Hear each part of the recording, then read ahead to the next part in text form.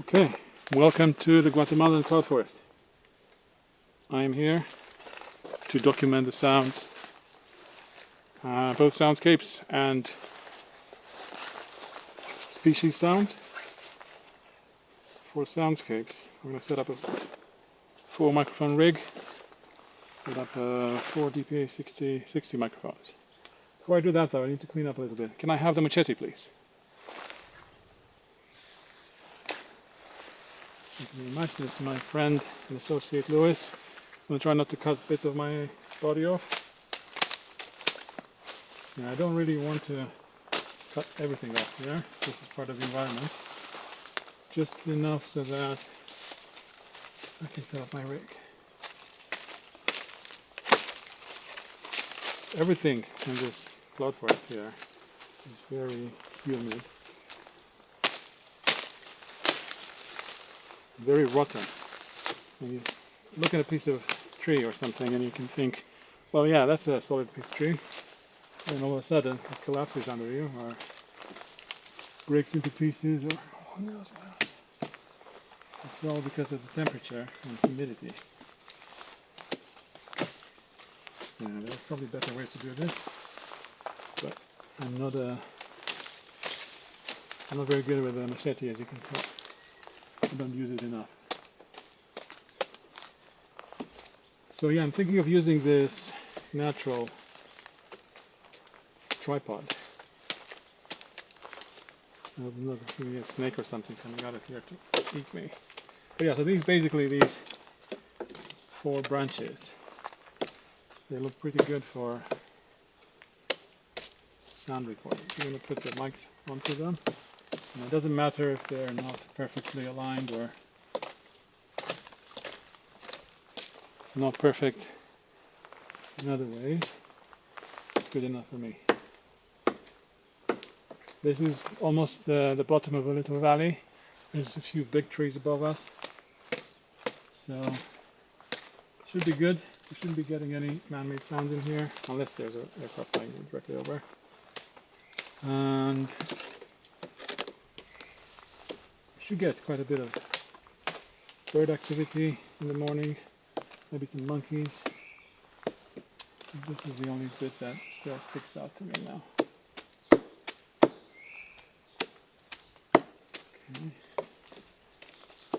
Okay, that's about it. Muchas gracias. Okay, now we are ready to... Okay, is that still focused? I think it's in focus now. There we go. First step, I'll put the mics on. And clip them onto the tree branches. I'm using the 60/60s because it rains a lot here. Today it rained something like 20 times already. Last night it was raining heavily. I want to make sure my kids survive in the field. And the 60/60s, you can submerge them basically. They're not going to mind. These bumblebees, they're sort of waterproof, not 100%, but well on their way there. They do get clogged, so if it rains a lot or if there's debris falling over them, leaves and monkey poop or whatever and such, they're gonna block some of that sound. I think the focus is on my nose now. What is happening? Come on. You can do it. There you go. So, I think I'm gonna set up for a surround field here. The view is not the best there, but this is very uneven terrain, so I don't think I can get any better. Could try. Maybe I can put it here. I think I did more damage than helped. Okay.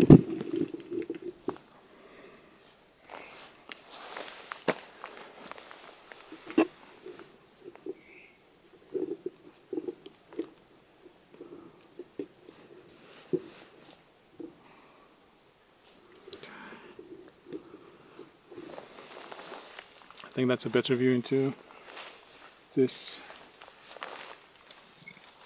The tree branches and everything, and this I could have cut off. Look, see, this one compared to the others is not rotten at all. I have to use one. Another one. Cut it. There you go. Okay. Plan is to roughly have mics at the same elevation. That means some are going to be closer to others than others. Like that. That's one way to say it. So this is going to be the front. I'm going to put them on these two branches here, facing that way into the valley. That's a tip here. I don't know how well you can see this, but hopefully you can see it. If not, I'm just going to stick to it. The problem is now, if I step over there, I'm going to fall into the ravine. As I said, very uneven terrain.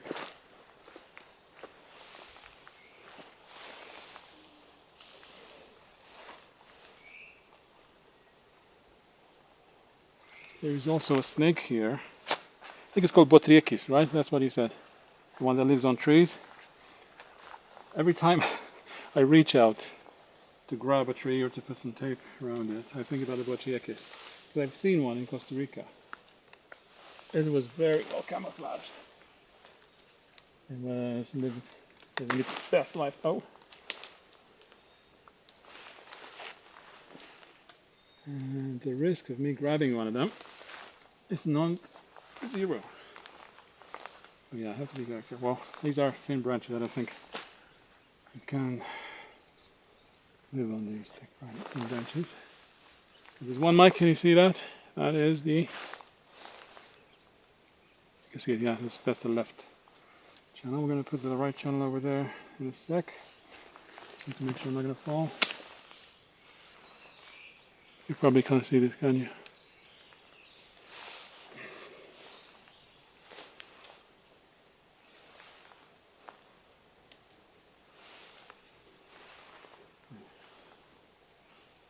The right channel is in place.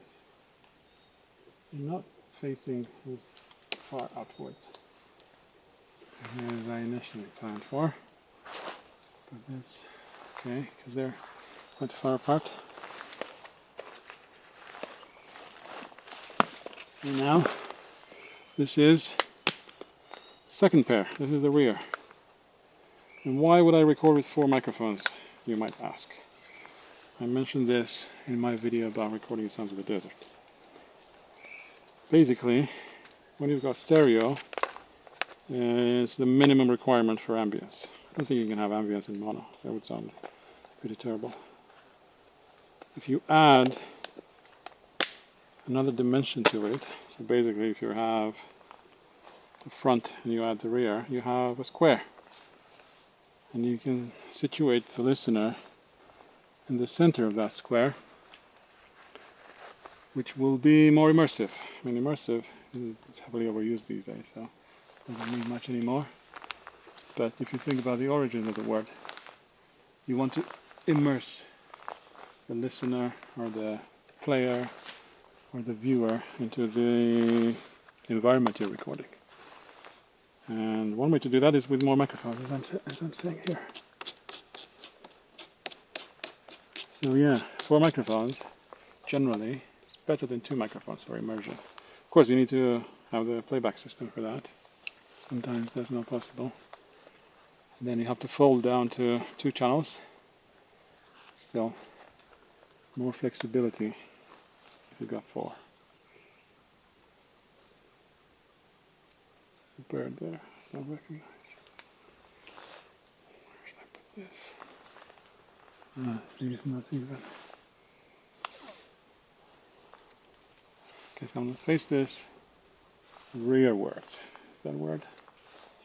Face it here. Yeah, towards the other end of the ravine. And now, this is actually the left surround. Oh, I'm doing it in opposite order. What's happening?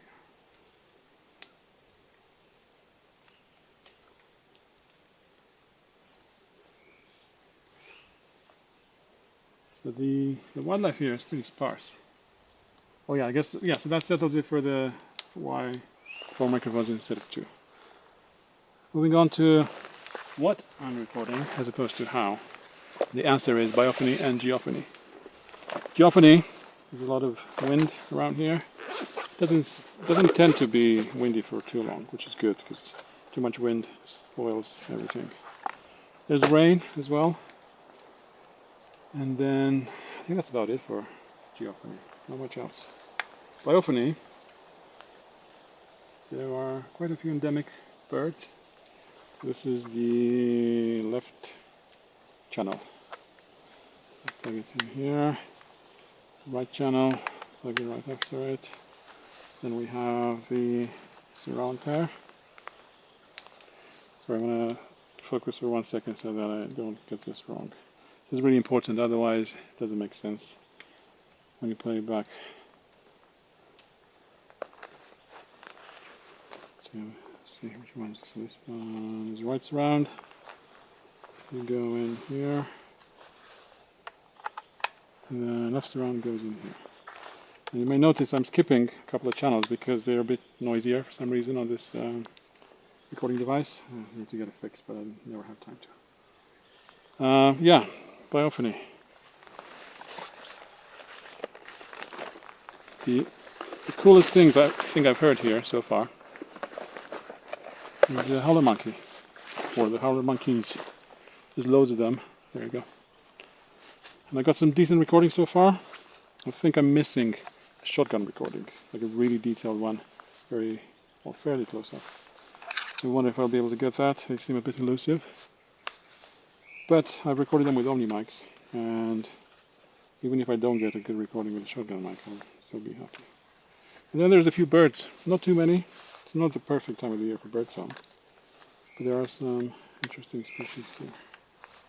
There's some owls, very cool owls as well. And then the whole symphony of this geophony and biophony comes together in the soundscape.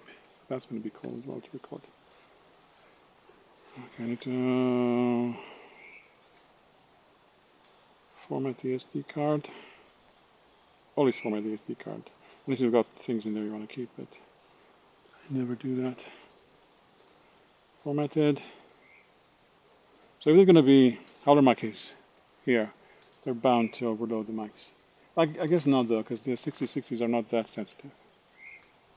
But yeah, let's see, what is this? It's 47 dB of trim. It's a nice round number, so I'm going to leave it at that. Testing. So 1, 2, 3, and 4. Yes, this is a good configuration. I'm going to press record. And unlock the screen and the buttons. Yes, hold, whatever it's called in the Zoom language. So this is 3:58 p.m. on whatever date it is today. I think it's 19th, day 5 in the field.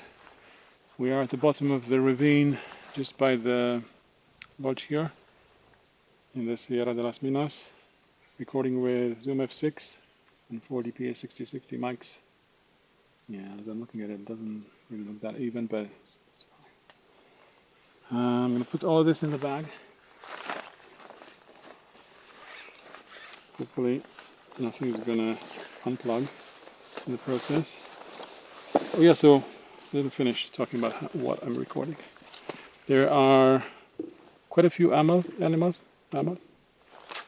There are tapir and peccaries and lots of cats as well, jaguars, pumas, margay, ocelot. But I haven't recorded any of those yet. I think the only mammal that I've been able to record is the howler monkey, because they're so loud and ubiquitous. Still, fingers crossed, maybe I'll get some cat sounds, some pig sounds, whatever, I don't mind. I'll put this here in the middle, in the nook, or in this little space. Look at that, isn't that a beauty?